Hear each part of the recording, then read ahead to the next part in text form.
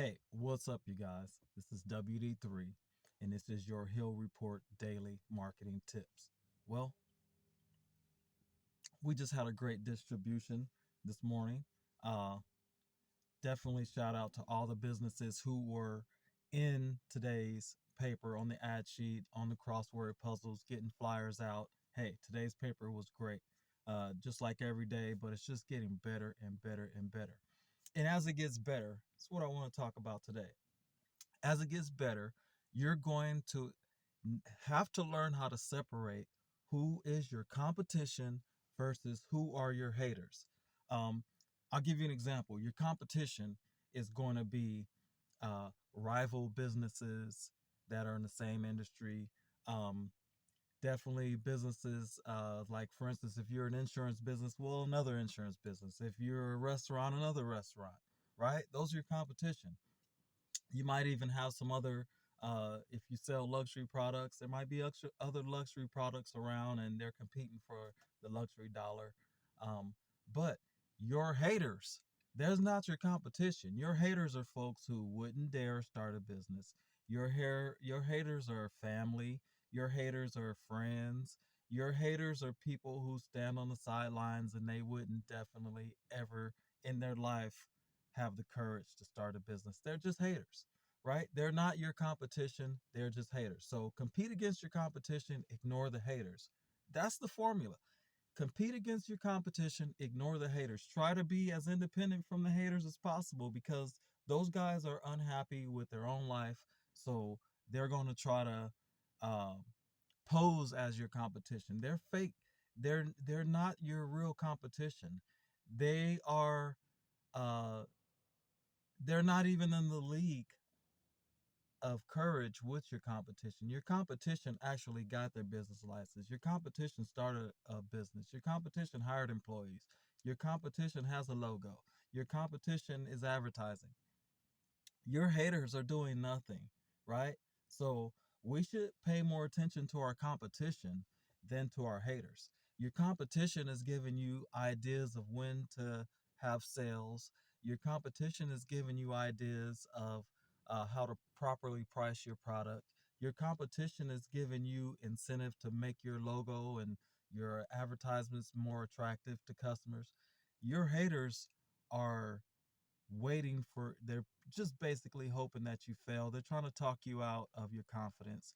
Your haters are probably talking behind your back. They're nothing. They're not even on the map. They're not even on the radar. You don't they don't take ideas from your haters. That's one thing I try to tell people. If you don't take counsel from people who don't have your best interest in mind.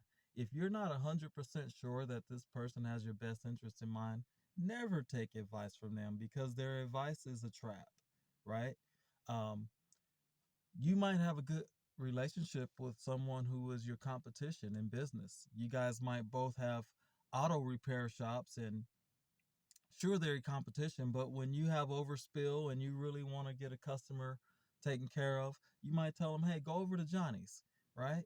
And he'll take care of you. You and Johnny are competing, but at the same time, you're working together, right? Because you really care about serving the customers. Your competition, they wouldn't they wouldn't do anything for anybody. They're selfish. Um, they talk like they're really for their people and for their community, but if anybody in the community tries to stick their head out to be great, they'll beat them right back down. That's those are haters. So, guys, I it's a pretty fundamental message. It's not really rocket science, but it needs to be said. Separate your competition from your haters. Take zero advice from your haters. Definitely study your competition. Don't listen to what your haters say. Pay close attention to what your competition is saying, right? Those are two different categories. So, guys, that's a pretty awesome message. Um, but a lot of people get trapped in the snare of listening to the haters and ignoring their competition. That is backwards.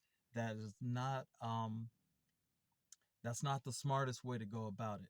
The smartest way to go about it is to be laser focused on competing with your competition. That's why football teams, they go in the film room because they're looking at their competition, right? They're not studying the people in the stands and what they say.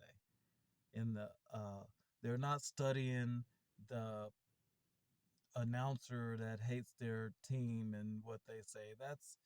That's just extra stuff, right?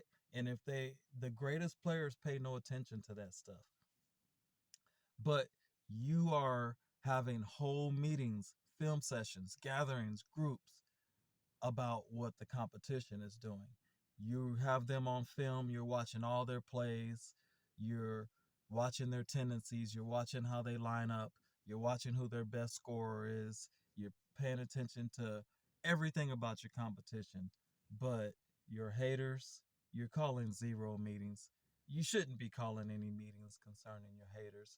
You shouldn't be studying, you shouldn't be changing your game plan because of your haters. They're they're not in the game. Frankly, they're not in the game. So, guys, there's just way too much attention being paid to the haters and not enough attention to the competition. So, this is WD3, and this is your Hill Report Daily Marketing Tip. And guys, let's go get some sales.